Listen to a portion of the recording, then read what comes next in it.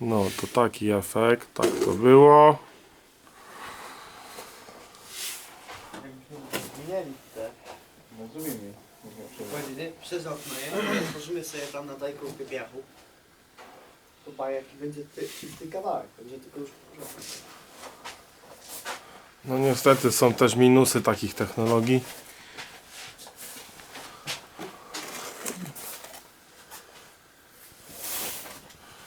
No.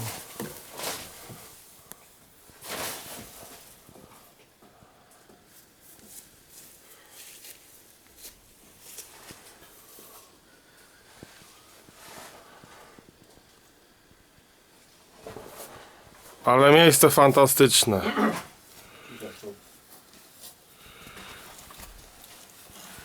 To co, przybijałeś te deski tu, czy Nie, może się uda, bo to tak